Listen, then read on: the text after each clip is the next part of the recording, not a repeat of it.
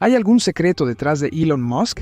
Este hombre que se ha propuesto como objetivo personal nada más y nada menos que convertir a la humanidad en una especie interplanetaria. Un hombre que contribuyó a la creación y los primeros éxitos, fue cofundador de la empresa que creó el chat. Un hombre que se comunica libre e informalmente con líderes mundiales de Israel, Turquía, Rusia y Estados Unidos. Alguien que transmite sus opiniones a miles de millones de personas con total libertad, incluso si esas opiniones van en contra de la agenda actual. En su discurso en el Foro del Gobierno Mundial, expresa su preocupación de que esa forma de gobierno podría destruir a la humanidad. Sé que esto se llama la Cumbre del Gobierno Mundial, pero creo que tal vez deberíamos estar un poco preocupados por convertirnos realmente en un solo gobierno mundial. Si me permiten decirlo, queremos evitar crear un riesgo civilizatorio al tener... Esto puede sonar un poco extraño, demasiada cooperación entre gobiernos. Aquí está su cita sobre la llamada Agenda Ecológica. Si llevas el ambientalismo al extremo, empiezas a ver a la humanidad como una plaga en la superficie de la Tierra, como mojo o algo así. Pero esto en realidad es falso. La Tierra probablemente podría soportar una civilización 10 veces más grande que la actual, sin destruir los bosques en crecimiento. Así que el movimiento ambientalista, y yo soy ambientalista, ha ido demasiado lejos. Se han pasado muchísimo. Si empiezas a pensar que los humanos son malos, entonces la conclusión natural es que los humanos deberían extinguirse. Y él retuitea un meme sobre el lavado de cerebro. O por ejemplo, sobre la Organización Mundial de la Salud cuando Elon Musk vio una nueva altura. Puedes comprar la Organización Mundial de la Salud a Bill Gates y convertirla en una organización sobre salud. ¿Y cuánto cuesta? Y aquí está su opinión sobre el presidente de su país.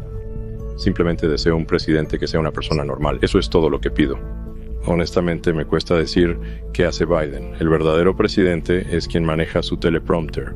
Bueno, sus posturas sobre temas conflictivos de la política mundial han sido expresadas muchas veces en numerosas entrevistas. Si no vas a cometer un genocidio total contra todo un pueblo, lo cual obviamente no sería aceptable para nadie, entonces básicamente vas a dejar a mucha gente, personas que como resultado odian a Israel. La pregunta es, por cada miembro de Hamas que mataste, ¿cuántos nuevos generaste? Y si creaste más de los que mataste, entonces no tuviste éxito. Esa es la situación real. Y es seguro decir que si mataste a un niño en Gaza, creaste a varios miembros de Hamas que están dispuestos a morir para matar israelíes. Yo recomendaría que no envíen a la juventud ucraniana a morir en las trincheras. Si hablan de Putin o no, simplemente no lo hagan. Quien quiera que lance la ofensiva perderá muchas vidas y la historia lo recordará, dijo Elon. Elon Musk es considerado el visionario tecnológico líder del mundo. Y eso que su propio padre le dijo solo una frase categórica de despedida a Elon, que tenía 17 años, cuando decidió mudarse de Sudáfrica a Canadá. Nunca vas a tener éxito. Eso fue en 1989, y 33 años después, Elon Musk se convirtió en la persona más rica del mundo. Una de sus compañías ha realizado más lanzamientos exitosos que cualquiera en el mundo, y otra vende autos eléctricos por millones. Veamos entonces cómo fue que un niño con síndrome de Asperger decidió convertir a la humanidad en una especie interplanetaria. Elon Musk nació en Sudáfrica, un país que no suele darle al mundo muchos emprendedores tecnológicos. El padre de Musk era ingeniero y luego propietario de una mina de esmeraldas cuestionable. Se casó con su amiga de la infancia, May, con quien tuvo 3 hijos uno tras otro. Elon en 1971, Kimball en 1972 y Tosca en 1974. Por convicción propia, Elon Musk trató de inculcar en sus hijos la resiliencia y la fortaleza de espíritu, pero el resultado de esta crianza fueron diversas dificultades emocionales que hasta el día de hoy experimentan todos los hijos de Errol.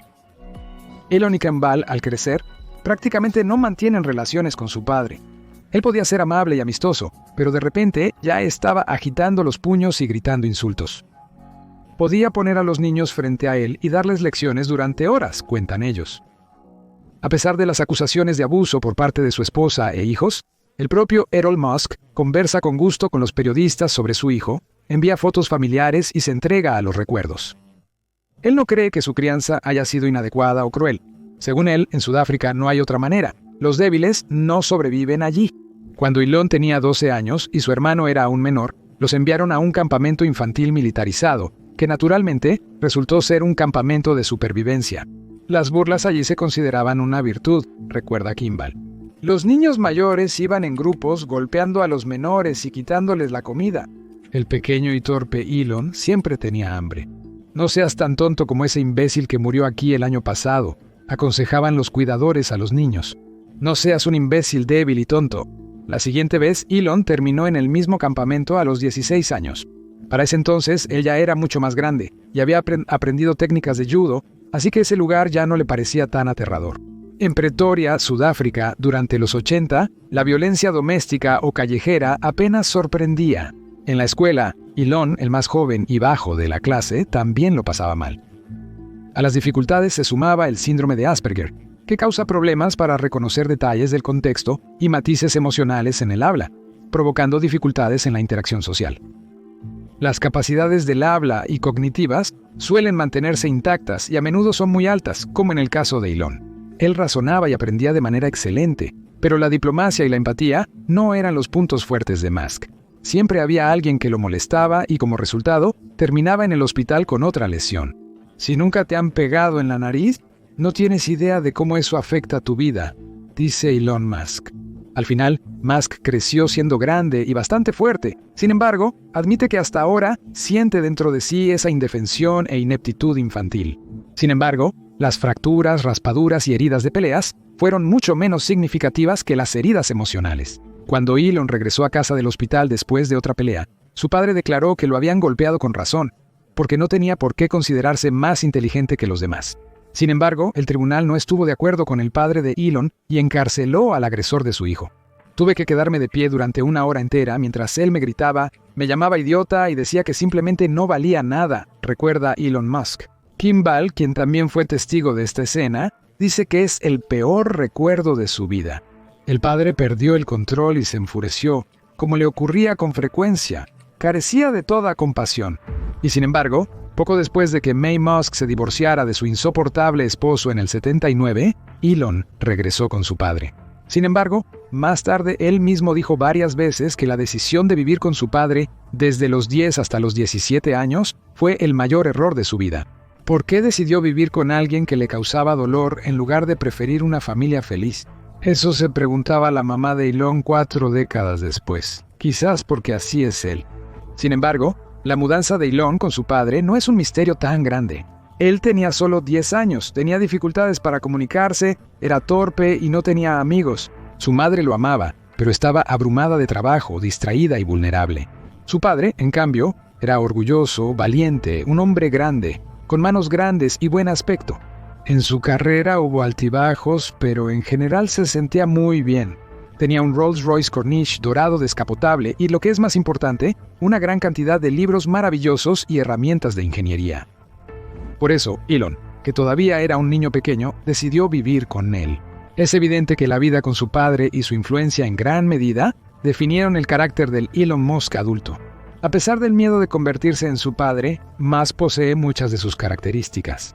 Las mismas montañas rusas emocionales de Elon.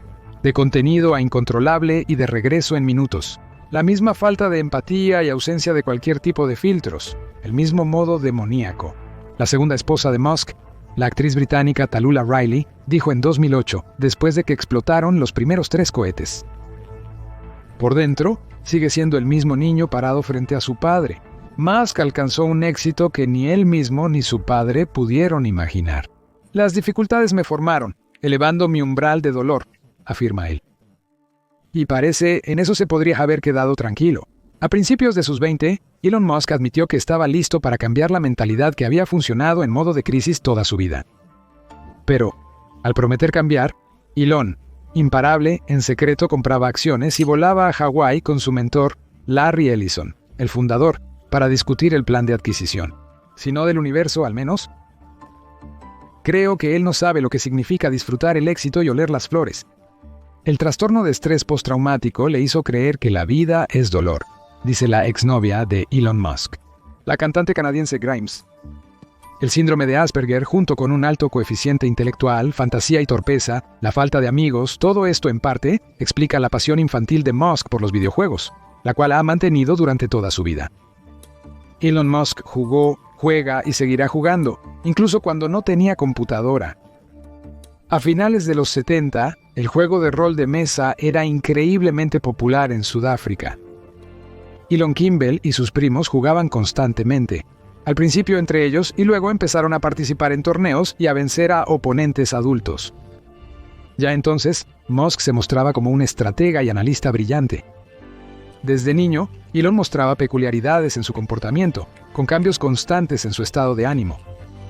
Pero, al interpretar el papel de amo de las mazmorras, era increíblemente paciente, lo cual en realidad no era propio de él, recuerda el primo de Musk, Peter Rave. Elon Musk vio su primera computadora a los 11 años en un centro comercial de Johannesburgo. Su padre no quiso comprarla. No tiene sentido atrofiar la mente con disparates. Entonces Elon empezó a aceptar cualquier trabajo y al final se compró una de las primeras computadoras personales. Ahora podía jugar Galaxian y Alpha Blaster, juegos en los que había que salvar la Tierra de los extraterrestres. Así comenzó la afición de Musk por los videojuegos. Además, la computadora venía con un curso de programación de 60 horas en un lenguaje que el niño de 12 años completó en 3 días. Tras esto, Elon persuadió a su padre de inscribirlo en cursos universitarios de programación y empezó a aplicar intensamente lo aprendido. Aunque no siempre con fines pacíficos. A los 13 años, Musk creó su primer videojuego y recibió por él un pago de $500 de la revista PC y Office Technology Magazine. Y luego, hackeó la protección de las máquinas de videojuegos en un centro comercial y jugó videojuegos gratis durante muchas horas seguidas con sus primos. Después de mudarse a Canadá, Musk ingresó a la universidad, donde estudió durante 2 años, y luego se mudó a Estados Unidos con una beca de la Universidad de Pensilvania, donde estudió física y economía. En la universidad, él pasaba días enteros jugando juegos de estrategia. Musk adquirió la reputación de ser una persona intrépida desde su infancia. Elon y Kimball eran cercanos a sus primos Lyndon, Peter y Ross Raibami, quienes posteriormente también se convirtieron en empresarios y junto con Elon fundaron una empresa de fabricación de paneles solares domésticos. Más adelante hablaremos de su fracaso. Todos ellos eran chicos arriesgados. Peter admitía que para ellos el riesgo era una especie de combustible, pero Elon seguía siendo el más apasionado y desbordado de todos los hermanos. Para él, siempre era importante tomar decisiones que no dependieran de la debilidad o el miedo. Así era incluso cuando era niño. Recuerda Peter Rave. Una vez íbamos en bicicleta desde Pretoria hasta Johannesburgo, e Elon se adelantó mucho. Nosotros nos orillamos para detener una camioneta que pasaba. Cuando Elon se dio cuenta de esto, se enojó tanto que empezó a golpearnos. Él pensó que lo habíamos intentado engañar a propósito, y se enojó porque mostramos debilidad. Tal vez sea una inclinación al riesgo, un rasgo familiar de Elon Musk. Su abuelo materno, Joshua Haldeman, era un gran aventurero. Él se mudó de Canadá a Sudáfrica durante la época del apartheid y cambió muchas profesiones bastante inusuales. Estudió métodos de quiropráctica y luego daba consultas a cambio de comida y alojamiento. Criaba caballos, fue vaquero, participó en rodeos, viajaba con un conejo en trenes y barcos oceánicos y se dedicó a la política. Al ver los campos de lavanda en los alrededores de Pretoria, Josué decidió establecerse allí y luego compró un avión, con el que viajaba junto a su esposa y sus 4 hijos, explorando el desierto de Kalahari en busca de antiguas ciudades perdidas. Los vecinos los llamaban los Haldeman voladores. La familia Haldeman tenía un lema: vive peligrosamente, pero con cuidado. Pero la inclinación de Josué Haldeman por el riesgo resultó fatal. Murió cuando la persona a la que estaba enseñando a volar chocó su avión contra una línea eléctrica. El nieto de Josué, Elon, tenía solo 3 años en ese momento, pero ahora parece que entiende a su abuelo aventurero como nadie más. Él sabía que las verdaderas aventuras implican riesgos, y el riesgo le daba fuerzas. Dicen que Elon Musk vive constantemente en un modo de plazo feroz, asalto y asedio al mismo tiempo. Hay una sensación de que la crisis es una condición necesaria para su increíble productividad. Incluso atormentado por el insomnio y las náuseas nocturnas debido al estrés extremo, Musk casi siempre se mantiene fuerte y lleno de energía. Aprendió a reprimir el miedo. Pero si renuncias al miedo, entonces tal vez también tengas que renunciar a otras cosas, como la alegría o la empatía, dice la escritora canadiense Justin Wilson. La primera esposa de Musk, no solo no conoce el miedo, sino que, evidentemente, obtiene cierto placer de la mera posibilidad de caminar al borde del abismo. Él quiere arriesgarse por el simple hecho de arriesgarse. Parece que no solo le gusta, sino que es adicto a ello, dice Peter Thiel, amigo y ex socio de Musk Poe. Peter Thiel y Musk tenían diferentes puntos de vista sobre la gestión empresarial y sobre todo, sobre el nivel de riesgos posibles. Musk quería abrir sobre la base donde él era socio e inversionista y ya tenía una empresa, algo así como un supermercado de servicios financieros. Desde operaciones bancarias hasta compras digitales e inversiones, las transacciones debían realizarse al instante. Incluso entonces, Musk entendió que el dinero es simplemente una base de datos. Pero a Thiel y a los demás socios, eran 5 además de Musk, les bastaba el papel actual del sistema de pagos para ellos. Sin embargo, Musk se esforzaba incansablemente por realizar su idea, ignorando cualquier objeción y advertencia. El socio y director técnico, Max Levchin, por ejemplo, le advirtió repetidamente sobre los casos de fraude que, tarde o temprano, llevarían a la empresa a la bancarrota. Además, Musk insistía en fusionar PayPal con Diez.com bajo la marca Diez.com. Él explicaba esto diciendo que su empresa tenía una base de clientes 2 veces mayor y que la marca generaba más confianza entre los usuarios. Y ninguna de las dos cosas correspondía a la realidad. En ese momento, ambos tenían aproximadamente la misma cantidad de usuarios, alrededor de 200,000. Una investigación que los socios organizaron en secreto de Elon Musk mostró que era percibido por los usuarios como una marca confiable y amigable que ayuda a las personas a recibir dinero. Por el contrario, XU.com no generaba mucha confianza y su nombre se asociaba con un sitio porno. Al final, los fundadores consideraron que las acciones de Elon Musk amenazaban a la empresa. Los socios llegaron a un acuerdo a sus espaldas y lo destituyeron de su cargo. Y después, en el año 2002, la empresa fue vendida por $1.500 millones, de los cuales $250 millones recibió Musk. Al principio estaba muy enojado con ellos, incluso pensé en el asesinato, pero al final entendí que fue bueno que me destituyeran. De lo contrario, aún seguiría trabajando allí, dijo Musk y agregó: por supuesto, si me hubiera quedado, ahora valdría $1 billón. Tal vez así habría sido. Peter Thiel, 20 años después, admite que Musk entiende algo sobre el riesgo que los demás no comprenden, y según las leyes del mercado, tampoco deberían haber sobrevivido, pero lograron triunfar. Cuando Thiel y uno de los primeros empleados, Reid Hoffman, quien posteriormente se convirtió en cofundador, planeaban escribir un libro sobre su experiencia trabajando en. Ellos idearon para el capítulo sobre Musk el siguiente título: El hombre que no entendía el significado de la palabra riesgo. La inclinación al riesgo puede ser útil cuando necesitas hacer que las personas hagan algo que parece imposible. Él sabe cómo hacer que la gente marche por el desierto, dice Hoffman. Además, la experiencia ha demostrado cuán competente es Musk en los más diversos aspectos tecnológicos y de negocios. Motiva a las personas porque entiende su profesión mejor que ellos mismos. Y, por supuesto, el espacio. Musk volvió a recordar seriamente su pasión infantil por el espacio a los 30 años. Para entonces, él ya había estado en Sudáfrica, su tierra natal, donde casi muere de malaria, y había acumulado 500 horas de vuelo en un avión de entrenamiento. También participó en una organización sin fines de lucro, cuyo objetivo era la colonización humana de Marte y la popularización de este proyecto en la comunidad mundial. Desde entonces, los contactos de Musk no se interrumpieron, y en el año 2002 fundó una empresa destinada a crear un cohete espacial de bajo costo. Leyendo instrucciones para motores de cohetes antiguos y reflexionando sobre la historia en general y la historia de las tecnologías espaciales en particular, Musk llegó a la conclusión de que el progreso no es en absoluto un componente inevitable de nuestra civilización. Muchos grandes logros se estancaron y no se desarrollaron, dejando a las personas estancadas en el mismo lugar. Los antiguos egipcios aprendieron a construir pirámides, pero ese conocimiento se perdió. Los romanos construyeron acueductos y crearon otras cosas maravillosas, pero todo eso se perdió en la Edad Media. ¿Queremos decirles a nuestros hijos que el viaje a la Luna es lo mejor que pudimos lograr?, pregunta Musk. Él teme seriamente que nuestra civilización pueda desaparecer debido al cambio climático, una guerra nuclear, la disminución de la natalidad o la amenaza de la inteligencia artificial.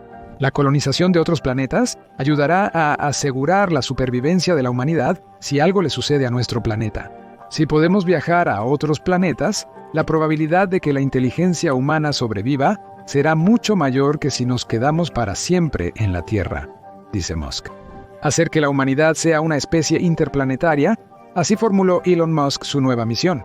Sin embargo, en la industria espacial no había pasado nada interesante durante varias décadas. Se invertían enormes presupuestos en la construcción de cohetes, pero los resultados seguían siendo muy modestos. La formación de precios no había cambiado desde la Segunda Guerra Mundial y convirtió a la industria aeroespacial en un monstruo torpe y voraz. Las especificaciones técnicas se dictaban desde arriba y eran las mismas para todos. El ensamblaje se realizaba exclusivamente por empresas especializadas. Musk llamó a lo que estaba sucediendo un callejón sin salida para la innovación, que no dejaba ninguna oportunidad ni siquiera para la colonización del espacio. Por ejemplo, los mecanismos de cierre para la estación espacial costaban $1,500 cada uno, pero un ingeniero pudo crear el mismo mecanismo de cierre por $30. La diferencia en el costo de los componentes terminados y la materia prima de la que están hechos, Musk la llama el índice de idiotez. Si la diferencia es grande, eres un idiota, dice Musk, y exige a sus ingenieros que reduzcan al máximo esa brecha. Si el aluminio le cuesta al proveedor $100, ¿por qué la pieza hecha de ese aluminio debe costar $1,000? O la construcción es demasiado complicada, o el proceso de producción no es eficiente. El método de Musk es actuar, cometer errores, pero encontrar rápidamente las causas de los fracasos y corregir los errores. Los plazos de Musk siempre parecen imposibles, pero de alguna manera al final se cumplen. Y sus otras compañías resultan ser las más rápidas en la industria. Al final, hoy el negocio espacial de Musk produce los cohetes más baratos y fabrica hasta el 90% de los componentes por sí mismo, mientras que otras compañías espaciales tienen alrededor de 1,000 proveedores. Sin embargo, en 2008 estuvo al borde de la bancarrota. Los primeros 3 cohetes lanzados en el campo de prueba Reagan explotaron.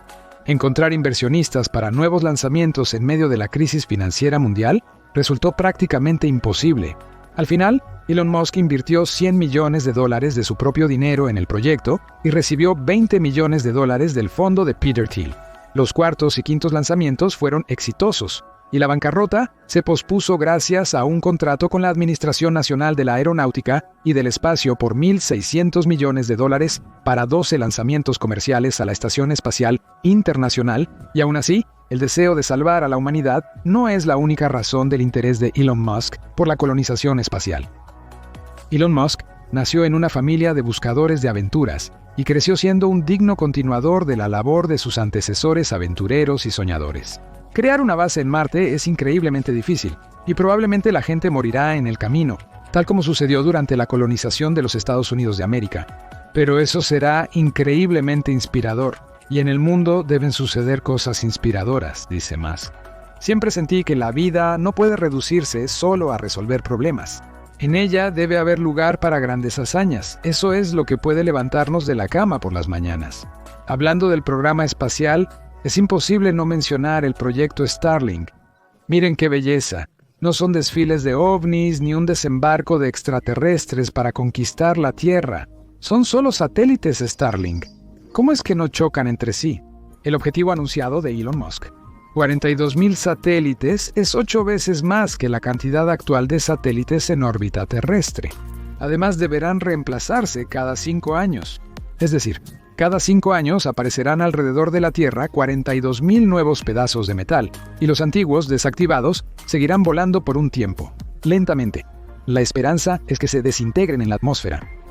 Un punto de vista afirma que los satélites y la basura por debajo de 600 km saldrán de órbita en pocos años debido a la resistencia atmosférica, reduciendo significativamente la posibilidad del efecto Kessler.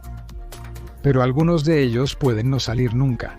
El sistema de su eliminación pasiva aún no ha sido probado, y si algunos de los satélites llegan a chocar entre sí, considerando su enorme cantidad, las consecuencias para la astronáutica pueden ser totalmente impredecibles. Uno podría preguntarse, ¿qué daño puede causar la pequeña basura tecnológica, tornillos o trozos de plástico? ¿A qué tipo de daño te refieres? La foto muestra el daño causado por el choque entre el revestimiento de aluminio de 2 milímetros de la Estación Espacial Internacional y un pedazo de plástico a 7 kilómetros UCSI. Bueno, o si lo traducimos al formato automovilístico, serían apenas 25.200 kilómetros por hora. O aquí, hay 4 centímetros desgastado tangencialmente por un perno de 6 mm que volaba en el espacio a 6 kilómetros (ASO). Y si el perno se moviera a una velocidad de 10 kilómetros por segundo, su contacto directo con la Estación Espacial Internacional o un satélite sería equivalente a la explosión de un proyectil antitanque. La magnitud de los problemas que puede causar la basura espacial que viaja a velocidad hipersónica se muestra en la película Gravedad. Y según las fotos de los agujeros en la Estación Espacial Internacional, esto no es una exageración tan grande. El escenario pesimista es este: simplemente nos convertiremos en prisioneros en nuestro propio planeta. Entonces, ni siquiera podremos hablar de explorar el espacio. Hace apenas 5 años, en 2017, el gobierno de Estados Unidos registró 308.984 posibles colisiones con basura espacial. De ellos, 655 fueron emergencias, es decir, se informaba urgentemente a los operadores de satélites sobre ellos para que pudieran evitar una catástrofe, cambiando la órbita de su satélite. Eso es casi 2 situaciones graves al día. Actualmente hay 34.000 piezas grandes de basura espacial con un diámetro de más de 10 centímetros en órbita. Imaginen que su cantidad podría duplicarse o triplicarse en los próximos años por los esfuerzos de una sola compañía. En una entrevista con Gwynne Shotwell, el inversionista Ron Baron, le hizo esta pregunta: ¿cómo planean lidiar con esto? ¿Cómo pueden garantizar que no chocarán con otros satélites? Su respuesta: imaginen a 30.000 personas en la Tierra, distribuidas de manera bastante uniforme. Podrías vivir así toda tu vida y nunca ver a otra persona. Genial.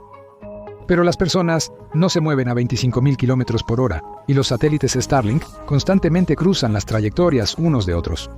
Esto está sucediendo casi todas las noches y es visible a simple vista. Aquí hay otra de las últimas noticias. En diciembre del año pasado, la Agencia Espacial Europea acusó de monopolio en el espacio. Es una situación sorprendente. Una sola persona posee la mitad de los satélites activos en el mundo. De facto, él establece las reglas. El mundo, incluyendo Europa, no puede reaccionar lo suficientemente rápido, afirmó Joseph Aschbacher, director de la Agencia Espacial Europea. Y aquí hay algo más. A finales del año 2021, China presentó una queja ante la Oficina de Asuntos del Espacio Ultraterrestre de la Organización de las Naciones Unidas contra Starlink. A su estación espacial le tocó esquivar satélites 2 veces en un año. 2 satélites de Starlink casi la chocan. La nueva estación espacial de China, que empezaron a construir en abril. Para el año 2022, el análogo chino de la Estación Espacial Internacional debe estar completamente funcional. Después de esto, los usuarios chinos en redes sociales criticaron masivamente el proyecto de Elon Musk, llamándolo un montón de basura espacial y un arma espacial estadounidense. Y sobre el tema de las armas, realmente es una gran cuestión. ¿Es posible que todos los terminales, este enjambre tecnológico de satélites, puedan ser reprogramados literalmente en un minuto para lo que necesiten los militares? Por ejemplo, en un radar global, en un sistema de vigilancia, por ejemplo, para rastrear la trayectoria de misiles de crucero hipersónicos. También ya está perjudicando a la astronomía. Intenten hacer un time-lapse del cielo nocturno en Estados Unidos, verán esto. Para Rusia, esto aún no es un problema, salvo en una pequeña región cerca del lejano oriente. Pero cuando Starlink lance todos sus satélites por la noche, ya no se podrá esconder de ellos. Esto afecta negativamente tanto a astrónomos aficionados como a observatorios, dificultando significativamente la observación estelar. En los fotogramas, a menudo aparece una gran mancha borrosa de un Starlink que pasó volando. Aquí hay una imagen del Observatorio Cerro Tololo Interamericano en Chile. Y eso, que son solo 1.500 satélites que ya ahora dificultan detectar asteroides que pasan cerca de la Tierra. Ya hay investigaciones sobre esto. Y en los planes, como sabemos, está aumentar esa cantidad de 1.500 satélites aproximadamente unas 30 veces. Se dice que esta tecnología revolucionaria brindará un Internet asombroso a todos los rincones del mundo. Pero ya en los años 1990, varias empresas bien financiadas intentaron crear sus propias constelaciones de cientos y miles de satélites, incluyendo una empresa respaldada por Bill Gates. Se hablaba de una nueva carrera espacial y de cambiar el mundo con la conexión satelital omnipresente.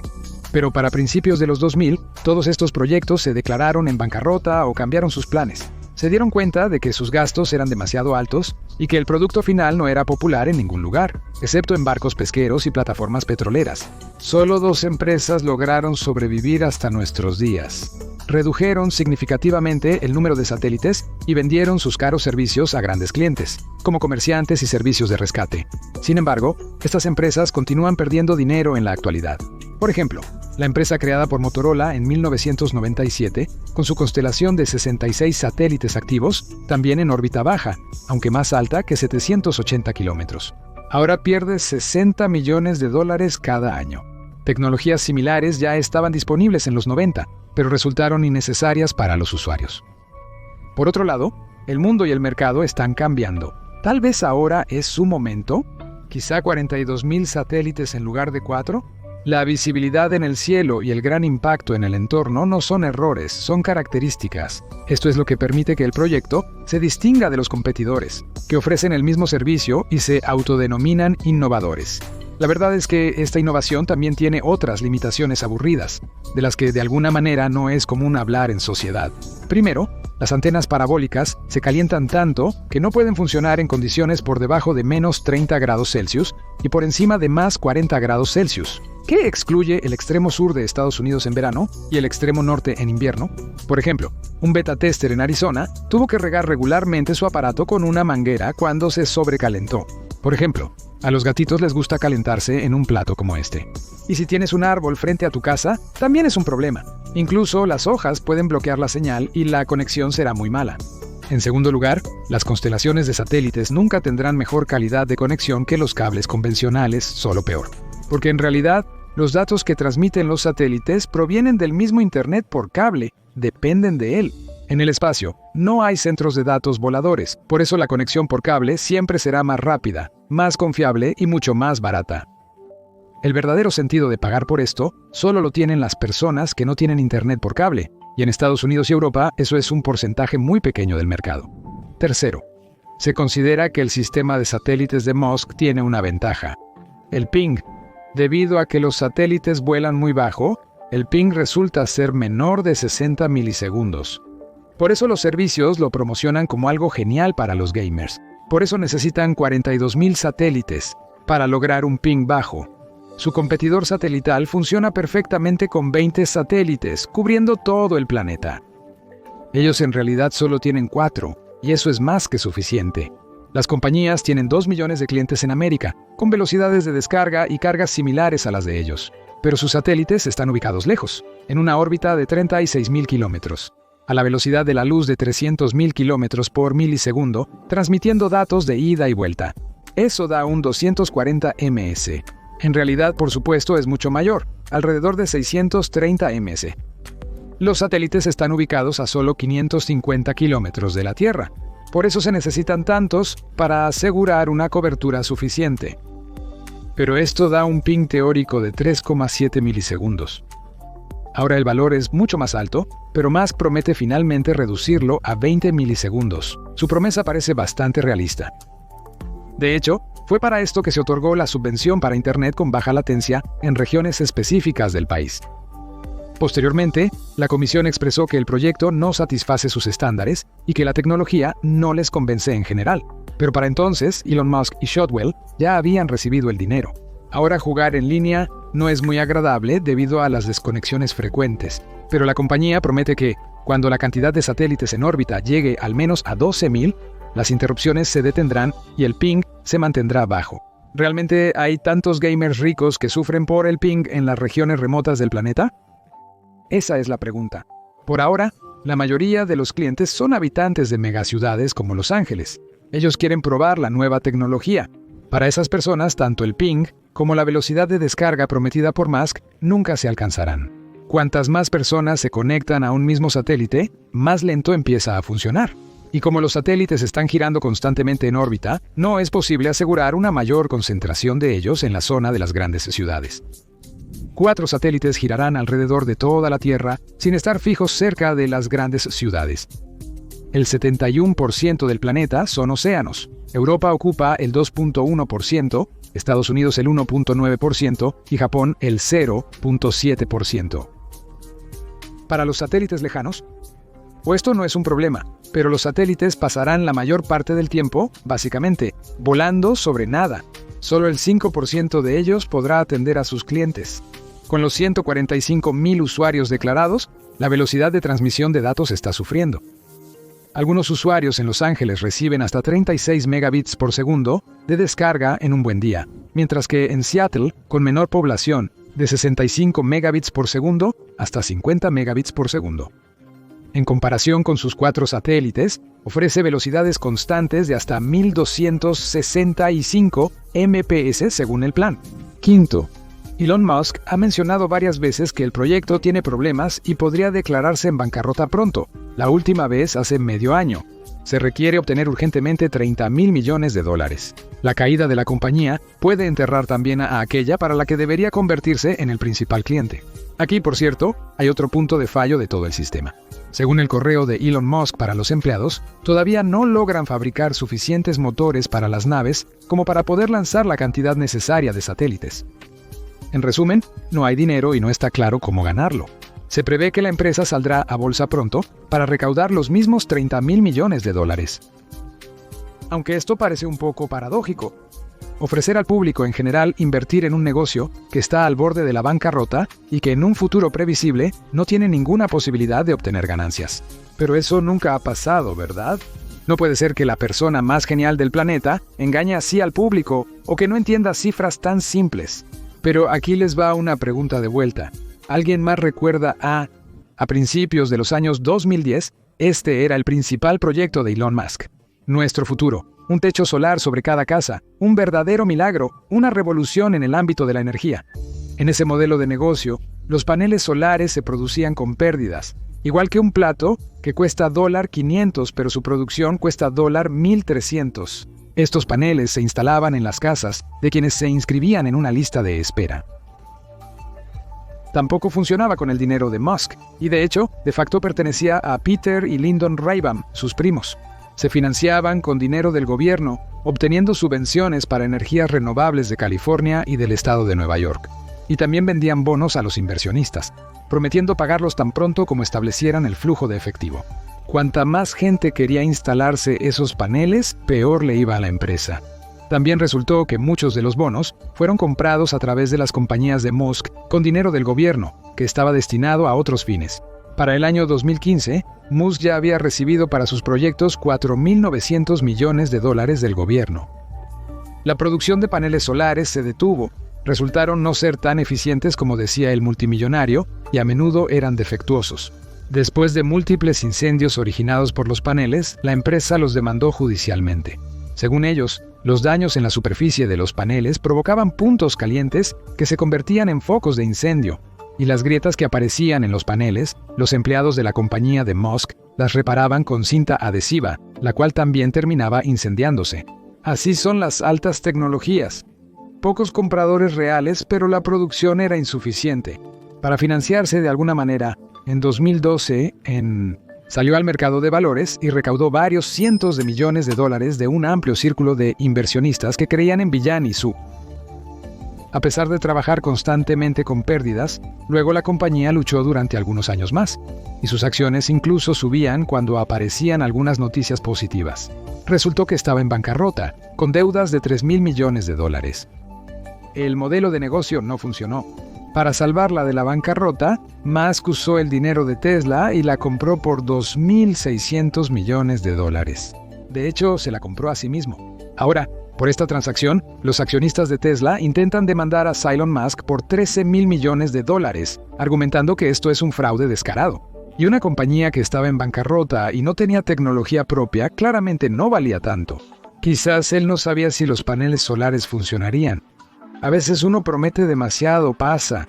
Pero aquí tienen, por así decirlo, un ejemplo claro y directo de engaño. En el año 2013, Elon Musk declaró que los automóviles Tesla podrían funcionar como robotaxis ya el año siguiente, lo que permitiría a los propietarios enviar el auto a la calle y ganaría dinero para ellos transportando pasajeros. Según Elon Musk, un auto de $35,000 debería generarte alrededor de $30,000 en un año, incluso considerando los gastos de electricidad. En otras palabras, una rentabilidad anual del 85%, sería una locura no comprar un Tesla ahora. Las acciones de la compañía pronto crecieron 4 veces, de $8 a $32. Musk afirmó que esta fue la razón principal para comprar un Tesla. No importa cuánto cueste el auto, en el futuro te generará aún más dinero. En 2014, en un foro con inversionistas, él prometió esto de nuevo para el año siguiente. Lo hizo nuevamente en 2016, 2019 y 2020. Hace unos días prometió nuevamente que será el próximo año.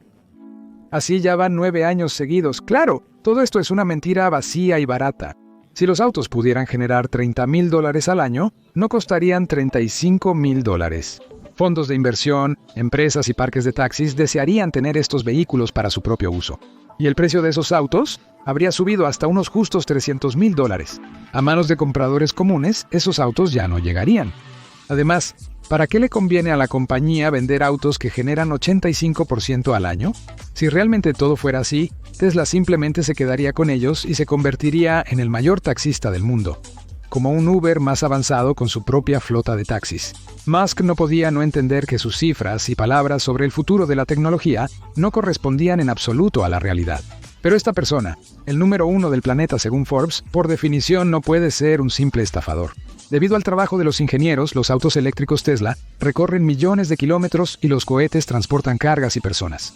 Este video, por definición, no puede ser una recomendación de inversión. ¿Qué les dirías a las personas que dicen que llevas varios años diciendo, este año, el próximo año? ¿Qué les responderías este año? Perfecto. Continuación en la segunda parte de nuestra serie. Lanzaremos el segundo episodio en unos días. Será igual de interesante, pues descubrirán quién maneja miles de millones en finanzas. Elon Musk. ¿Qué sustancias consume el fundador? ¿Quién puede entrar a la escuela del principal visionario tecnológico del planeta? Sobre esto y más temas fascinantes próximamente. Activa las notificaciones ahora para no perderte nada. Prometemos que el episodio no te decepcionará. Hasta pronto.